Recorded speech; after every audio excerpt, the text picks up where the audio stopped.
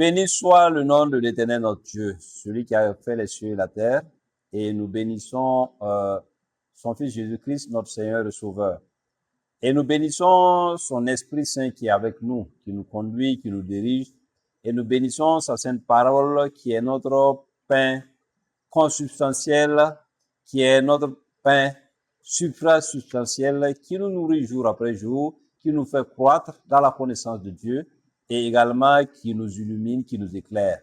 Sa parole est une lampe à nos pieds, et nous ne pouvons pas nous perdre tant que nous sommes dans la parole. Que son Seigneur soit béni. Aujourd'hui, nous sommes à un autre rendez-vous que le Seigneur nous a donné.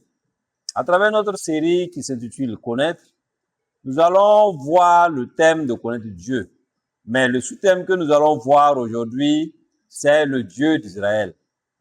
Nous l'avons vu à travers l'enseignement passé, qu'il est le seul et unique vrai Dieu vivant. C'est le seul. Il n'y en a pas deux. Il n'y a pas deux dieux. Il n'y a qu'un seul Dieu. Et c'est ce Dieu qui a fait exister toutes choses. Et c'est ce Dieu-là qui a créé les choses visibles, les choses invisibles, les choses connues et les choses non connues. Mais il s'est révélé à travers sa parole. Mais il s'est également révélé à Abraham, à Isaac et à Jacob comme le Dieu Tout-Puissant. Tout comme il s'est révélé à Moïse et aux enfants d'Israël qui étaient en esclavage en Égypte, comme étant le je suis ce que je suis. Alléluia. Et c'est ce Dieu-là qui a conduit son peuple qu'il a formé en Égypte. Le peuple d'Israël a été formé en Égypte.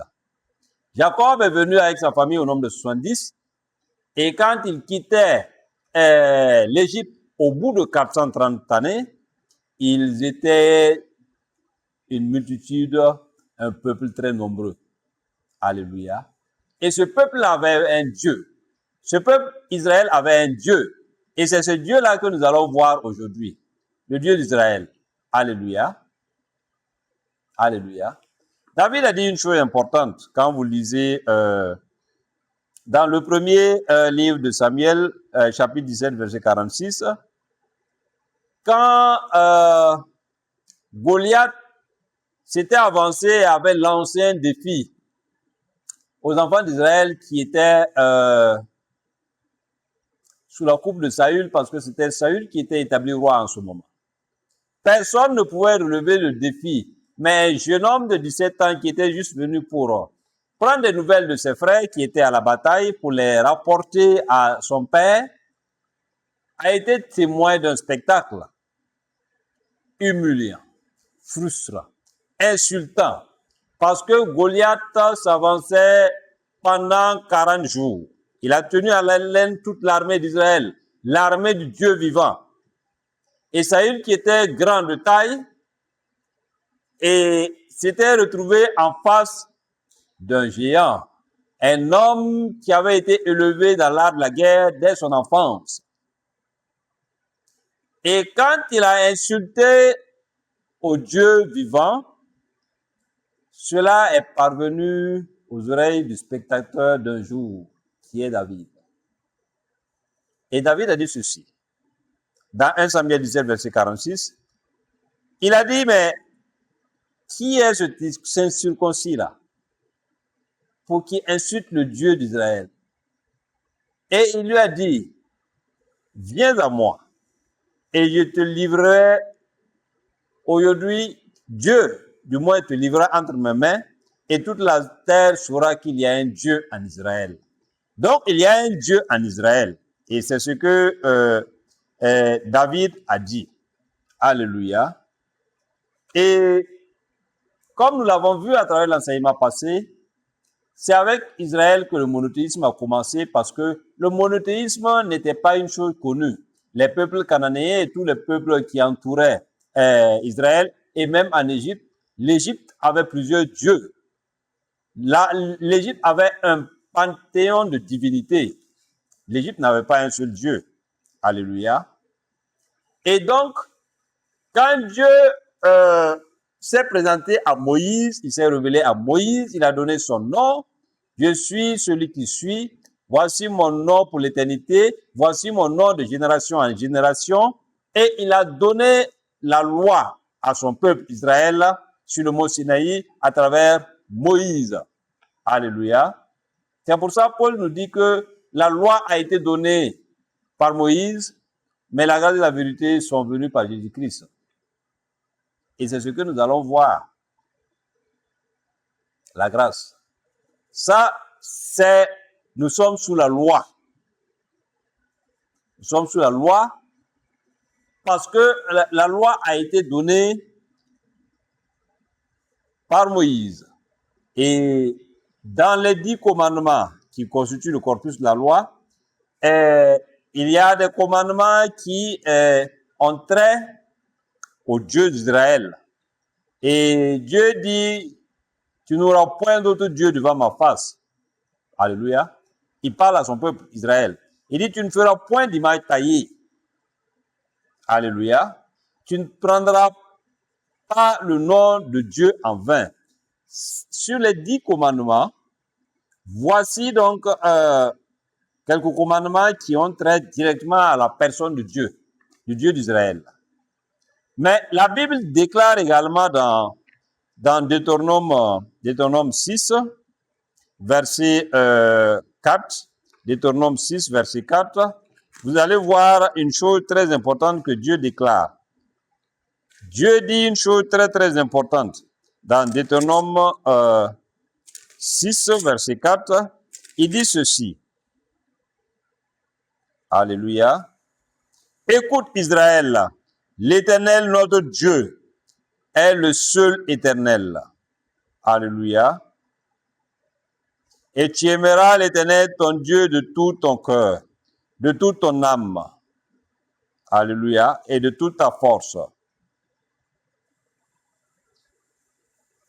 Et c'est le commandement que je te donne aujourd'hui. Donc, là, Dieu parle à son peuple. Et Dieu dit, écoute Israël, l'Éternel notre Dieu est le seul éternel. Et comme nous l'avons vu dans l'enseignement passé, ce Dieu qui est l'unique, le seul et unique Dieu vivant, il s'est choisi un homme, Abraham, et il lui a fait une promesse, et la promesse est perpétuée à travers son fils Isaac et le fils de Isaac, Jacob, jusqu'à Moïse qu'il a trouvé et à qui il a donné l'onction de libérateur. Et donc c'est Moïse qui a libéré le peuple d'Israël du joug de la servitude, des griffes de Pharaon. Et donc Dieu dit dans le Deutéronome 4, 6, écoute Israël, l'Éternel notre Dieu est le seul éternel. Ça c'est la version Louis II. Mais la version Darby dit, écoute Israël, l'Éternel notre Dieu est un seul éternel. Alléluia. Alléluia. Donc Dieu qui s'est révélé à ce peuple qui était en esclavage, il en a fait son peuple, il a dit que c'est son premier-né, et il l'a fait sortir d'Égypte par une main puissante, par une main élevée. Alléluia. Et il a accompli des prodiges et des miracles sans pareil. Alléluia. Et donc, quand il les a fait sortir, ce peuple-là, à travers les miracles et les prodiges, et vous vous rappelez toujours des 10 plaies. Et vous voyez comment il a fendu la main rouge pour faire passer son peuple. Mais quand le peuple était dans le désert, Dieu a pris du temps pour leur enseigner. Parce qu'ils ont quitté l'Égypte, mais l'Égypte ne les avait pas quittés. Ils étaient dans un environnement polythéiste. Ils étaient dans un environnement où on adorait plusieurs dieux. Et même s'ils avaient entendu parler du Dieu de leur père, Abraham, Isaac et Jacob, ainsi que de tous les patriarches qui ont suivi Joseph, qui était en Égypte, ils n'ont pas forcément une relation personnelle avec ce Dieu. C'est pour ça que quand Dieu a suscité le libérateur Moïse, Dieu a parlé clairement à ce peuple à travers Moïse sur le mont Sinaï. Dieu est apparu sur la montagne et la montagne dansait. Et Dieu s'est manifesté sur le haut de cette montagne. Et cela était visible. Et on pouvait entendre la voix de Dieu. Et donc ce Dieu-là s'est révélé à son peuple de cette façon, de façon distincte. Mais comment faire pour faire croître ce peuple dans la connaissance de Dieu? De l'Égypte à la terre promise, il y a 11 jours de marche, selon certaines estimations. Mais Dieu a préféré les faire passer par la voie la plus compliquée, par la voie du désert. Pourquoi? Pour les préparer. Pour qu'ils apprennent à connaître qui est ce Dieu-là. Et donc, cette période de l'Exode, la sortie d'Égypte jusqu'à la prise de possession de la terre promise, Dieu était avec eux. Dieu était leur Dieu. Et Israël était son peuple. Et donc, Dieu s'est manifesté à ce peuple. D'abord par les signes, les produits, les miracles, pour les faire sortir de l'Égypte. Au désert, il les a nourris pendant 40 ans. Par des cailles. Il a fait pleuvoir. Il a fait pleuvoir de la nourriture pour ce peuple-là. Ce peuple a eu l'écaille. Ce peuple a eu la manne. Il a donné de l'eau à boire à ce peuple dans le désert. Pendant 40 ans, le pied d'Israël ne s'est pas blessé. Le pied d'Israël ne s'est pas heurté à une pierre quelconque. Pendant 40 ans, son vêtement ne s'est pas usé. Le Dieu d'Israël, c'est celui-là que nous voyons aujourd'hui. Donc, il a amené Israël de l'Égypte jusqu'à la terre promise. Il y a eu Moïse, et après Moïse est mort. Moïse et son frère Aaron. Moïse, c'est le libérateur, mais le sacerdoce a échu à Aaron. Aaron était, le Lévite était lui, le sacrificateur, c'est celui-là qui offrait les holocaustes à Dieu. Et donc, Dieu, pour se faire connaître à ce peuple, il a institué un certain nombre de pratiques et de rites. Et cela était assuré par les Lévites. Et en premier lieu, le premier d'entre eux, c'était Aaron, qui fut le premier souverain sacrificateur. Alléluia. Mais il y a deux autres souverains sacrificateurs. Il y a un souverain sacrificateur qui est Melchisedec. Alléluia. Et c'est ce Melchisedec que Abraham a rencontré et lui a offert la dîme de tous ses biens. Et Melchisedec, en retour, lui a donné du vin et du pain, qui peuvent être considérés comme la Sainte Seine. C'est pour ça, dans son épître aux Hébreux, Paul rappelle aux Hébreux, car je l'ai dit, Abraham est le premier à qui le terme hébreu a échu pour la première fois. Et dans son épître aux Hébreux, Paul rappelle que Abraham a donné la dîme de tout ce qu'il possédait au souverain sacrificateur qui est Melchisedec. Alléluia. Et Aaron, qui était souverain sacrificateur, avait une lignée humaine. Donc, Melchisedec était souverain sacrificateur, Aaron était souverain sacrificateur, mais Paul nous dit qu'il y a un autre souverain sacrificateur de la lignée de Melchisedec, qui n'a pas de père, qui n'a pas de mère. Et ce souverain sacrificateur-là, c'est Jésus-Christ, et qui a fait de nous des sacrificateurs. lui étant le souverain sacrificateur. Alléluia. Mais nous verrons cela dans le prochain enseignement. Alors, pour le présent enseignement, nous voyons le Dieu d'Israël. Et donc, Dieu les a fait errer dans le désert pendant 40 ans. Et Dieu même a suscité ceux qui n'ont pas été transformés, ils sont morts dans le désert.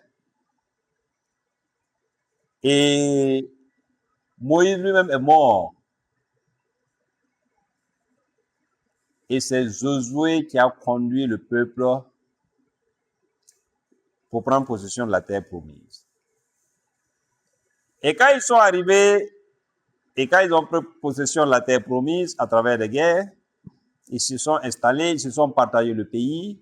Chacun a pris possession de la part qui devait lui revenir. Mais ils n'ont pas pu occuper le territoire dans toutes ses limites telles que Dieu l'avait indiqué à Abraham. C'est David qui va venir conquérir toute la terre promise dans les limites que Dieu avait données à Abraham. Alors donc ce Dieu-là, qui est le Dieu d'Israël, vivait avec Israël au quotidien. Et donc, quand ils sont arrivés sur la terre promise, Josué est mort, alors s'est ouvert la période des juges. Alors les principaux juges, il y en a principalement 12. Il y a eu Othniel, Ehud, Shamgar, Déborah. Bon, Déborah qui était juge avec Barak, et Déborah qui était à la fois prophétesse, une femme exceptionnelle. Il y avait Gédéon, il y avait Toléa, il y avait Jaï, il y avait Jephthé, il y avait Ibsan, il y avait Elon, il y avait Abdon, il y avait Samson, et il y avait Samuel. Samuel qui était à la fois juge, qui était à la fois sacrificateur et qui était prophète. Et c'est ce Samuel que Dieu a choisi pour oindre et établir le premier et le deuxième roi.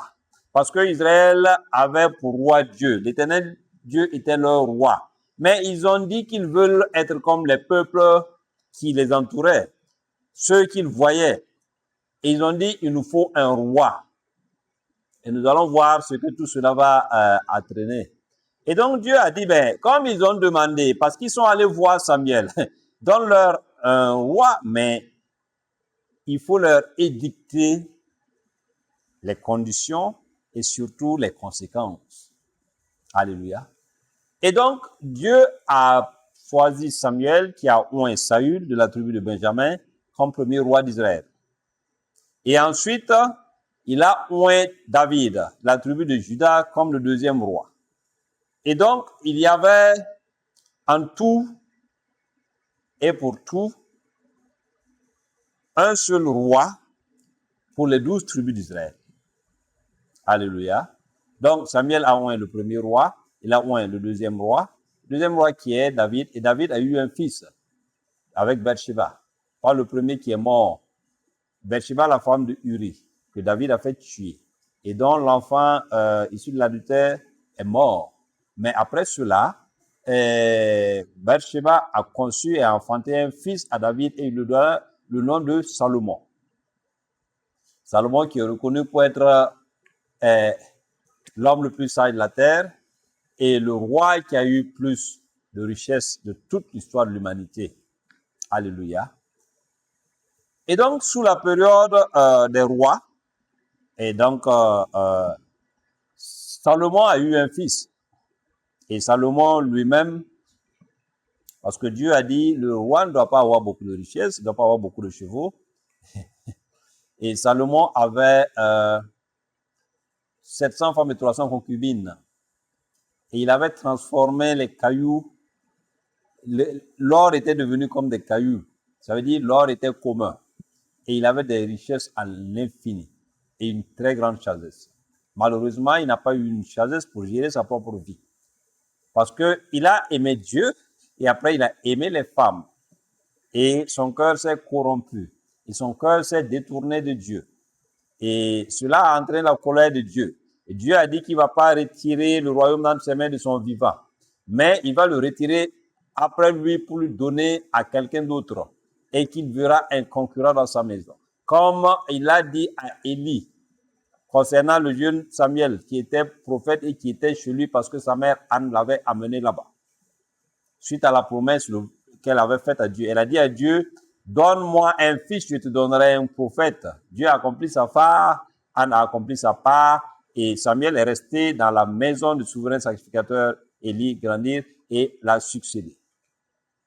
Alors qu'il n'était pas de la lignée des souverains sacrificateurs. Alors donc là, Dieu a dit à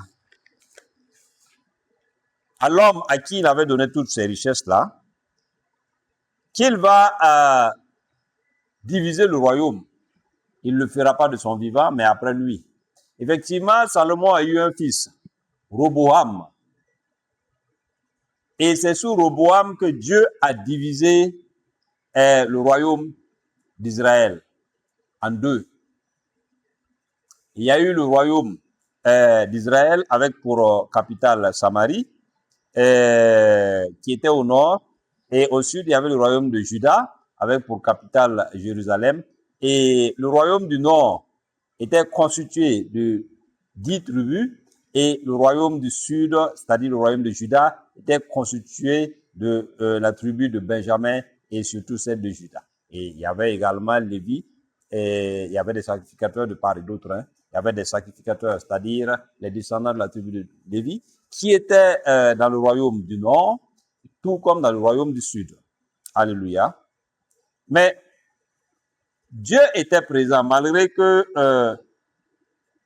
les rois,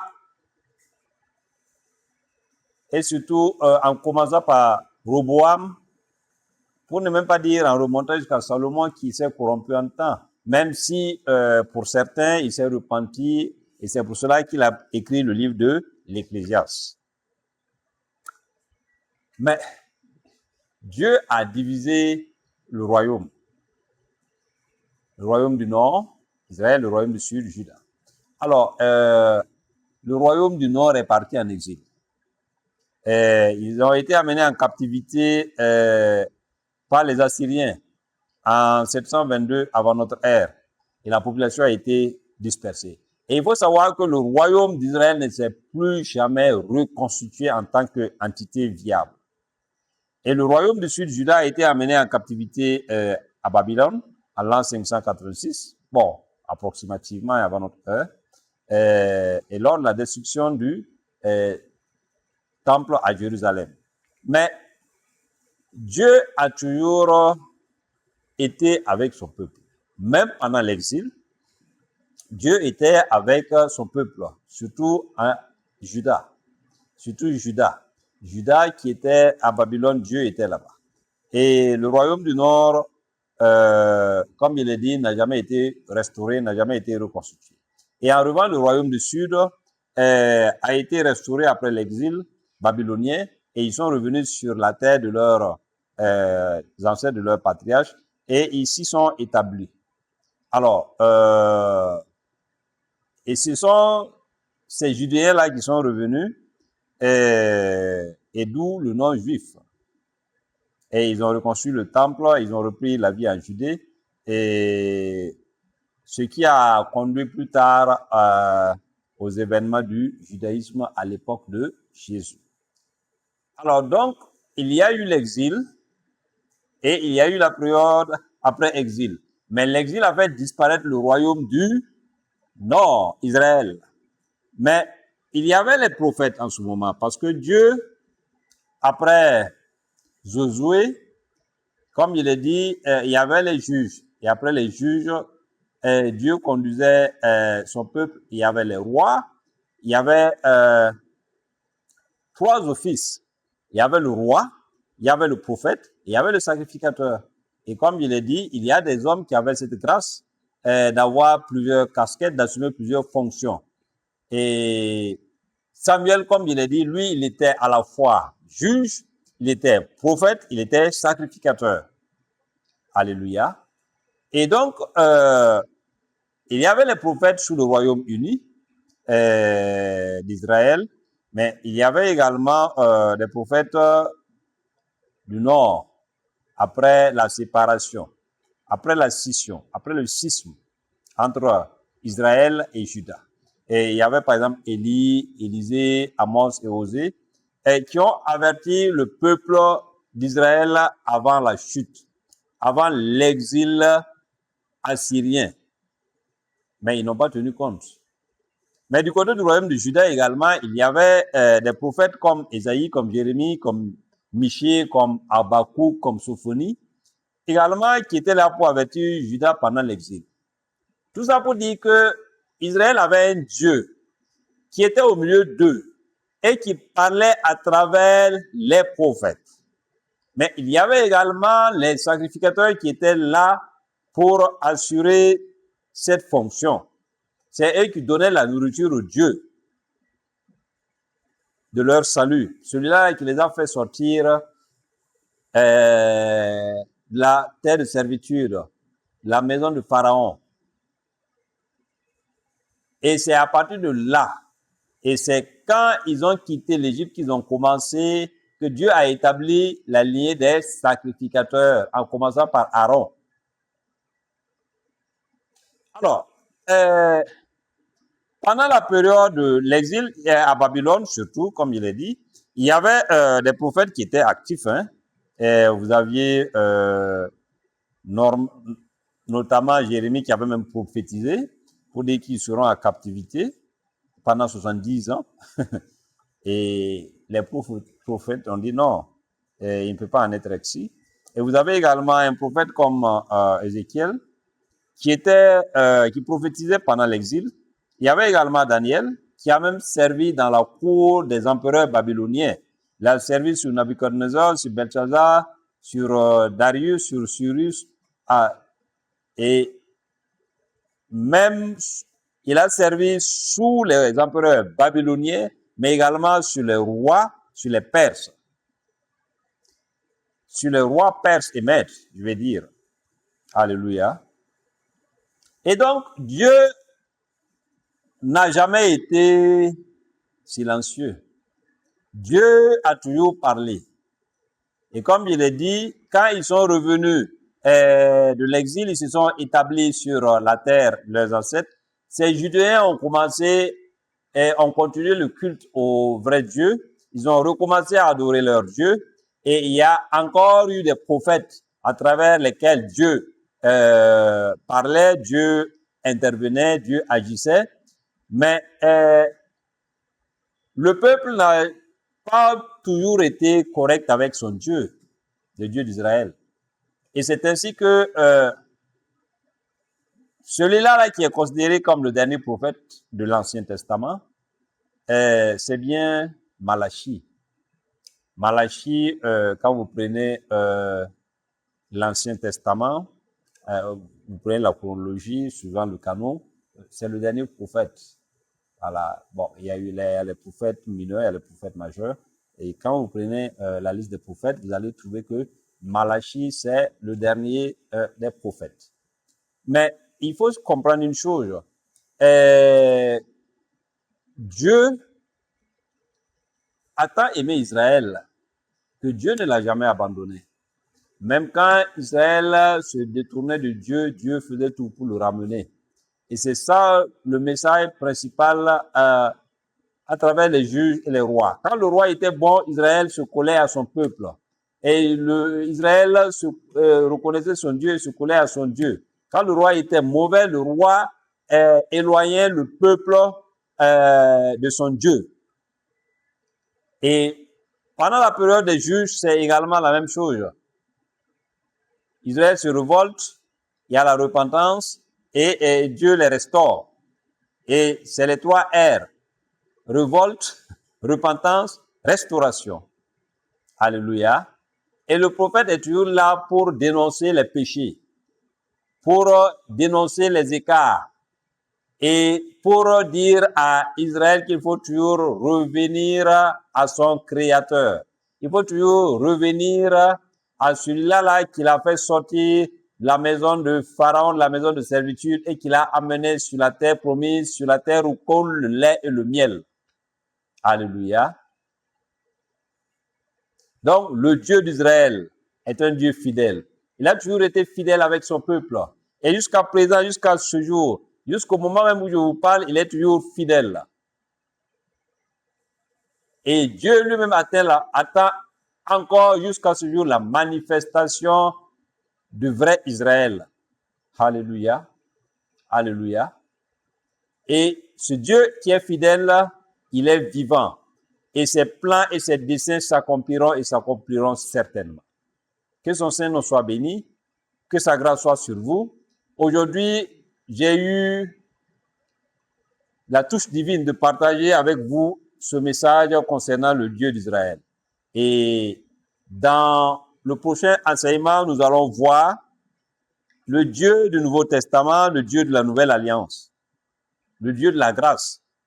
Nous avons vu le Dieu de l'Ancien Testament, le Dieu de l'Ancienne Alliance, nous avons vu le Dieu de la loi, et prochainement nous allons voir le Dieu du Nouveau Testament, le Dieu de la Nouvelle Alliance, le Dieu de la grâce. Que sa paix soit sur vous, que Dieu vous bénisse d'une bénédiction exceptionnelle, que sa paix surabonde dans vos vies, dans vos familles, dans vos communautés. Je prie pour vous que Dieu vous bénisse, que Dieu vous garde, que Dieu fasse luire sa face sur vous, que Dieu vous accorde sa grâce. Et je prie également pour vous qu'il tourne sa face vers vous et qu'il vous donne la paix dans votre vie personnelle, qu'il vous donne la paix partout où vous êtes, dans votre famille, qu'il vous donne la paix au sein de votre communauté, qu'il vous donne la paix dans votre nation et qu'il vous restaure totalement, complètement, intégralement et que ses bontés surabondent dans votre vie et que vous sachiez qu'il n'y a de Dieu que le seul, vrai et unique Dieu. Que sa paix soit sur vous. Et je prie pour vous que la grâce de notre Seigneur Jésus-Christ, l'amour de Dieu le Père et la communion du Saint-Esprit soient avec vous. Oui, que le bonheur et la grâce vous accompagnent et que tous les jours de votre vie, vous soyez en paix, vous soyez en bonne santé, vous soyez dans l'abondance, vous soyez dans la joie, vous soyez dans l'allégresse, dans la maison de l'Éternel jusqu'à la fin de vos jours. Amen, amen et amen. Que Dieu vous bénisse.